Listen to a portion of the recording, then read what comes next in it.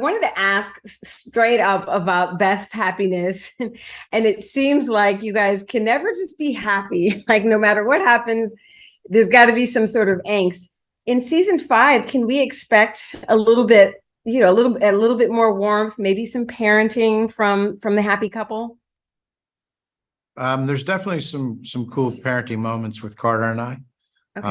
And there's always warmth between Beth and Rip. I mean, I think you see it right out of the gates. I mean, the scene in the kitchen, which I believe they've shown. I've seen it a couple of times, but in the first episode, it's a beautiful moment of warmth, I think. So I think it's gorgeous.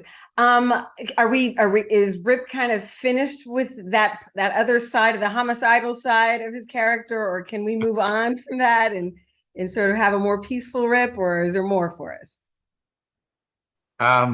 you'll have to wait and see. Okay. Are there any interesting scenes this season with maybe somebody we haven't seen you play against yet, or any new characters? Yeah, there's some really cool scenes with some people that come onto the ranch that you've not seen Rip have to deal with in the past. Wonderful. Okay. Yeah.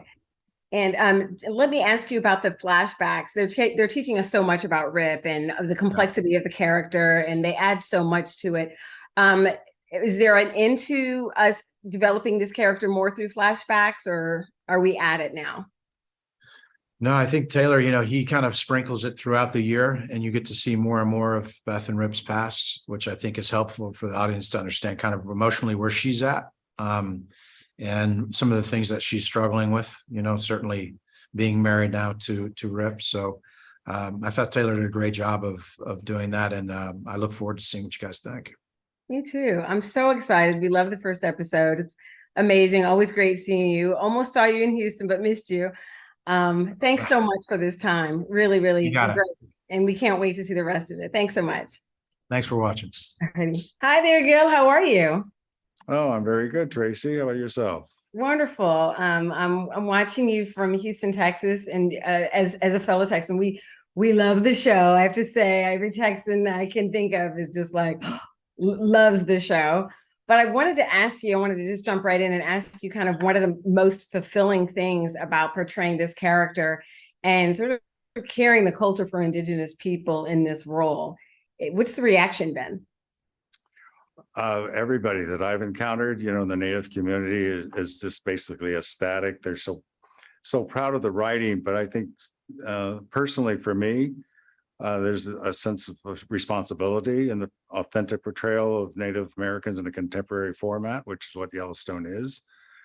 And that it's more realistic than, the portrayals of the Native community for, over 100 years.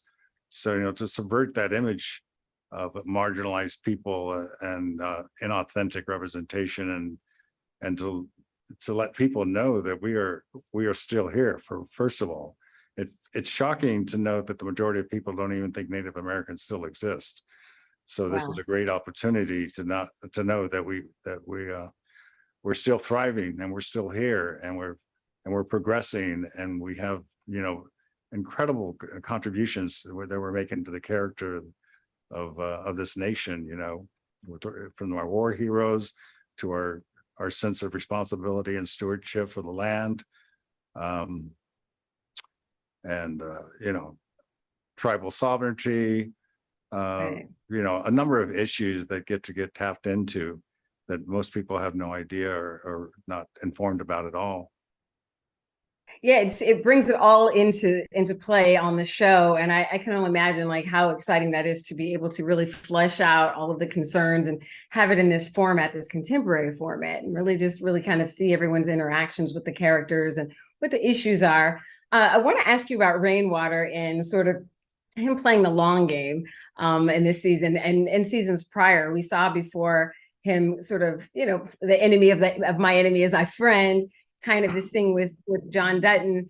And now like this weird tension has always existed. Wondering like where you go with that. And should we expect to see more of that in season 5?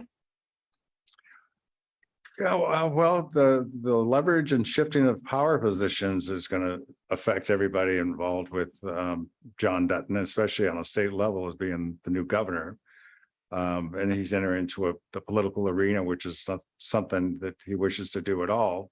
So he's made, a distinctive choice to position himself so he can save the land. And it's still the same objective of rainwater.